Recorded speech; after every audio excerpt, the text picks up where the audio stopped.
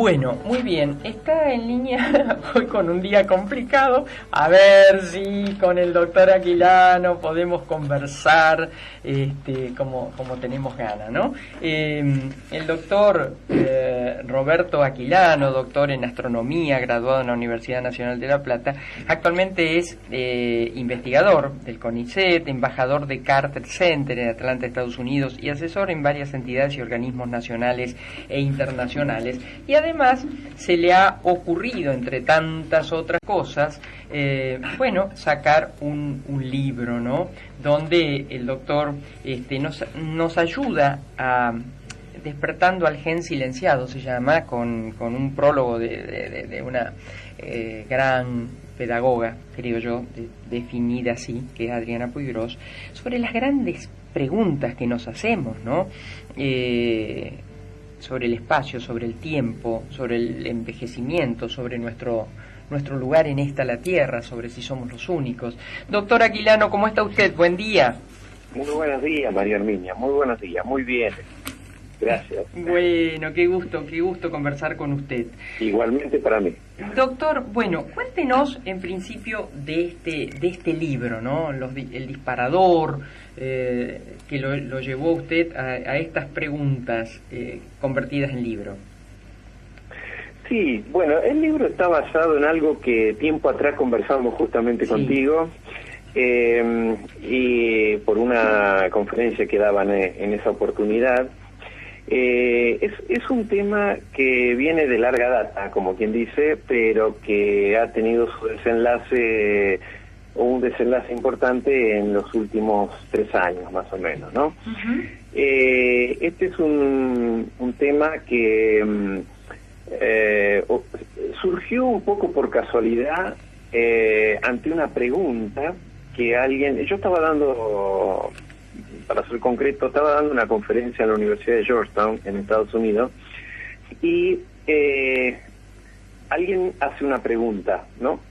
Y en esa pregunta, de alguna manera, se generó todo un disparador de preguntas, ¿no? Y a partir de ese momento, es como que quedó en mi cabeza este tema, y me puse a leer, más allá de los temas tradicionales en los cuales yo siempre trabajaba, ¿no? Y bueno, todo se fue entrelazando de una forma bastante interesante, que termina desembocando en el astronauta gemelo que tuvo 340 días en el espacio en la Estación Espacial Internacional, Scott Kelly.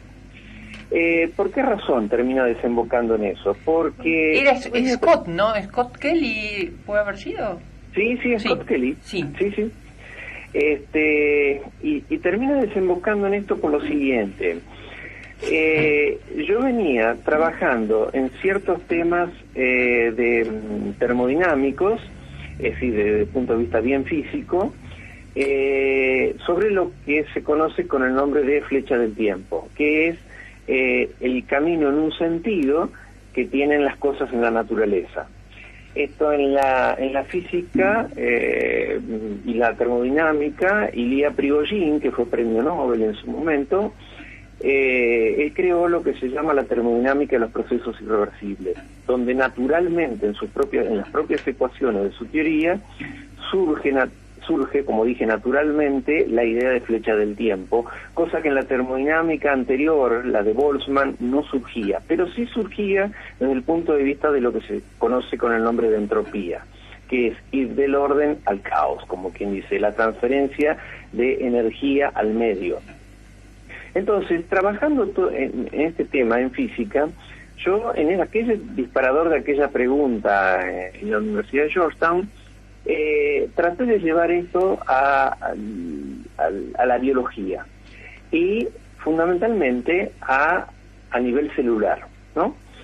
Y da la casualidad que más o menos lo que yo venía desarrollando durante algunos años, después se entrelaza con un artículo publicado por 2 norteamericanos, Feng y Kroc, que ellos habían hecho un experimento donde manipulaban con pinzas ópticas, es decir, con pinzas basadas en láser, una molécula de ARN, no de ADN, sino de ARN porque es más sencilla y es más versátil también para trabajar.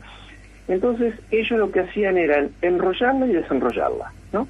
En ese trabajo ellos pudieron determinar o plantearon casi con mucha efectividad el hecho de que en el conjunto del sistema la entropía seguía creciendo, como decía Boltzmann, como decía Prigogine, pero a nivel puntual, en cada instante del experimento se planteaba la duda si allí no se podría estar de alguna manera invirtiendo la flecha del tiempo, es decir, disminuir la entropía en vez de aumentar.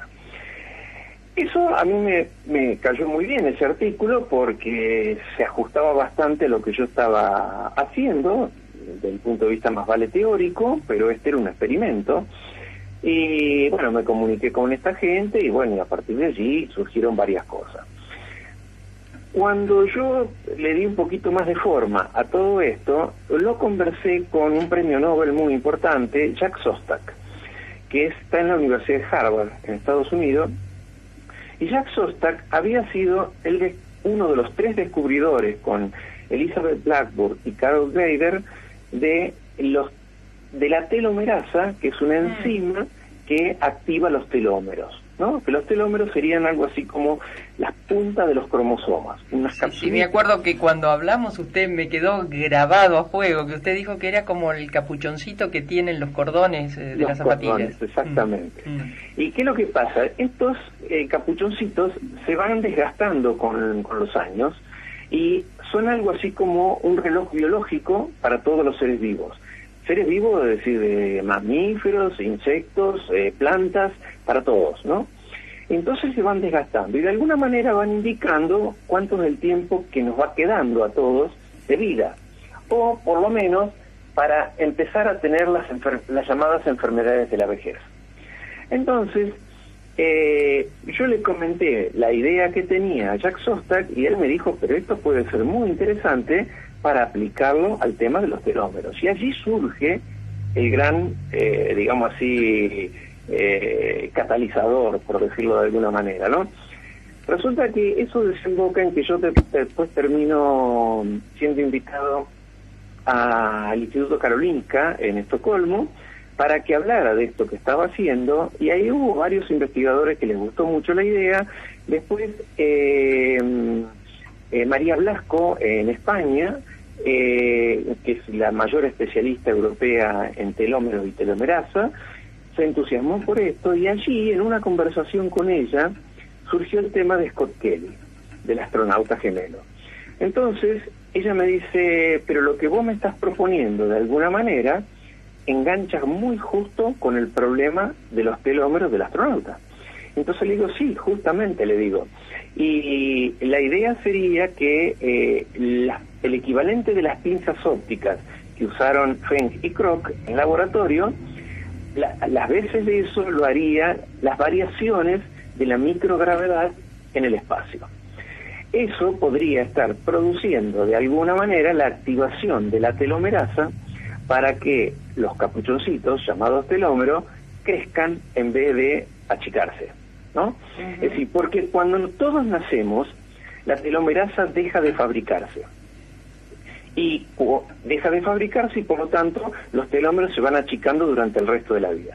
Si uno activa esta enzima que es la telomerasa, los capuchoncitos o telómeros pueden crecer. Y si crecen, es volver la flecha del tiempo para atrás, de alguna manera, porque es algo así como un rejuvenecimiento biológico, ¿no? Entonces, esto tomó un poco más de fuerza, y la misma María Blasco me comunica con Susan Valley en Estados Unidos. Susan Valley fue la descubridora del crecimiento de los telómeros del astronauta Scott Kelly en la estación espacial. Y bueno, Susan Valley se interesó muchísimo en la idea, y a partir de allí empezamos también a trabajar juntos, Y a todo esto se sumó Dorothy Shippen, que es el mayor laboratorio de telómeros de Estados Unidos para plantas, y surge la idea de poner en órbita, además de estudiarlo con humanos en futuros astronautas que estén largos periodos de tiempo en el espacio, cosa que ya fue aprobado por la NASA, y eso lo haríamos con Susan Valley y la NASA justamente, también hacer un experimento con plantas, ¿no? Para ver qué pasa en las plantas. Y allí está trabajando también conmigo Dorothy Shippen, que les decía, de Estados Unidos, y la empresa Space Farm de Israel, que trabaja con la Agencia Espacial Israelí, justamente. Ellos ofrecieron sus laboratorios o plataformas de microgravedad, que ya han puesto varias en órbita, para llevar una planta al espacio y estudiar allí durante un largo periodo qué pasa con los telómeros en una planta también. Quiere decir que los experimentos serían con plantas y con humanos. Y en el futuro se espera también hacerlo, para eso estamos en tratativas con la NASA, para hacerlo con ratones también, ya que la empresa SpaceX armó todo un sistema para esto. Así que todos creen, estos que son los principales investigadores del mundo, que por lo menos es la única explicación que está en pie todavía para explicar el fenómeno. Y están todos ya muy convencidos de que es realmente la explicación, y falta solamente hacer el experimento en el espacio y confirmarlo. El libro, de alguna manera, cuenta toda esta historia, ¿no? Entonces, como cuenta toda esta historia, que es el eje de este libro, se mecha con un poco la vida de uno también. Por lo tanto, para mí ha sido como escribir una especie de memoria de mi vida, porque se van entretejiendo todo el avance de toda esta temática con las temáticas afines que están vinculadas, y por lo tanto con las experiencias que uno ha tenido en la vida vinculado a esto. Así que, como todo esto tomó un auge tan importante en los últimos años, hubo unos cuantos colegas y amigos que me insistieron en que escribiera un libro, y aquí está el libro justamente. Doctor, este maravilloso viaje que usted nos hizo, sacándonos del ahorismo espantoso en el cual nos sumergimos voluntariamente, pero por imperio de una realidad que uno vive día a día, me lleva a hacerle algunas preguntas. La microgravedad es casi el no... perdón, se lo pregunto a usted, ¿qué es la microgravedad? La microgravedad es lo que comúnmente uno entiende como gravedad cero, por el hecho de que los astronautas flotan en el espacio. Por lo tanto, dejaría de existir la gravedad. Pero no es que deja de existir la gravedad. La gravedad es muy, muy baja, por eso los astronautas se mueven en el espacio, si no, no se moverían directamente. Entonces, esas pequeñas variaciones de movimiento generadas por una muy baja gravedad es lo que se llama microgravedad. Micro, pequeño, gravedad pequeña. Es decir, no llega a ser cero, pero es muy chiquitita, es casi cero.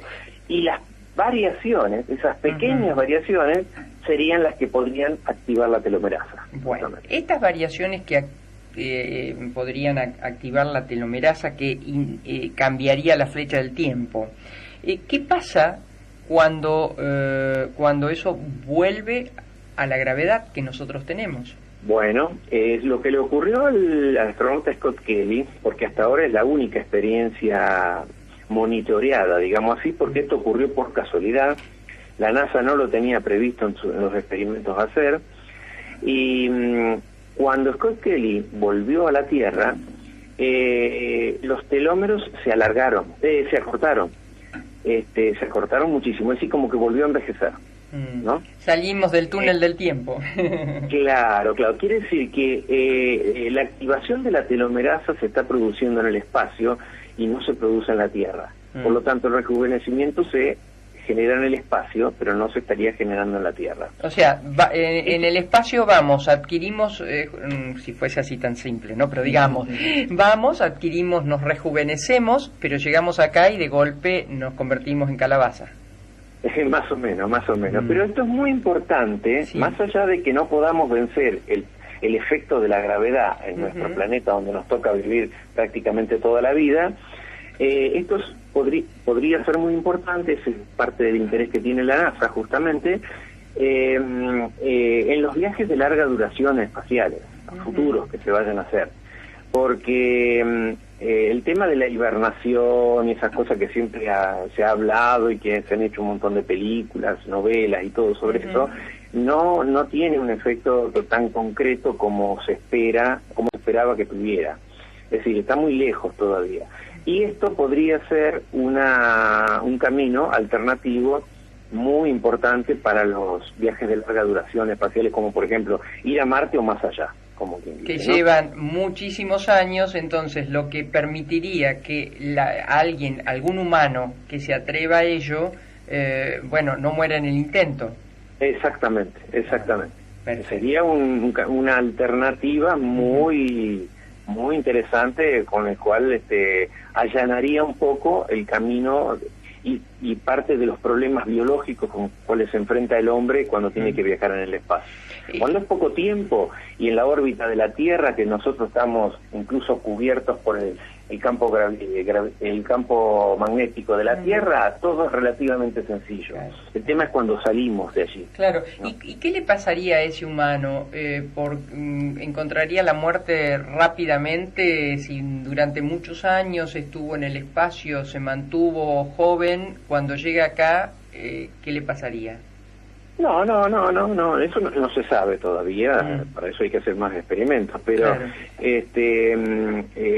La gravedad tiene el efecto propio de dejar de que crezca, de que se genere la telomerasa. Claro. Entonces, por lo tanto, lo que se ha mantenido más joven en el espacio, es decir, perderá cuando viene a la Tierra, pero obviamente recuperó tiempo mientras estuvo fuera. En los planetas donde no hay gravedad podría haber vida humana eterna, prácticamente. No, en todos los planetas hay gravedad. Lo que puede ser que haya menos gravedad que en la Tierra, si es un planeta mucho menos masivo que la Tierra, pero en todos hay gravedad. Doctor, le escuché por ahí decir que la humanidad sí es eterna. Nosotros somos finitos, pero la humanidad es eterna. Me llamó mucho esa definición. ¿Por qué será? ¿Qué podrá ser? No, es eterna en el sentido de la transmisión de genes, la transmisión genética que nosotros estamos teniendo. En el libro algo de eso digo. Es decir, somos eternos en ese sentido, que vamos generando una transmisión genética, con lo cual la especie sigue en vigencia, aunque como individuo nosotros desaparezcamos temporalmente, ¿no? Pero como especie seguimos. Es decir, nosotros no desaparecemos, porque en los genes se va acumulando toda la información, ¿no? Claro. A eso me refería. Bien, doctor, un placer. ¿Y el libro lo podemos leer? ¿Es para todos o es muy...?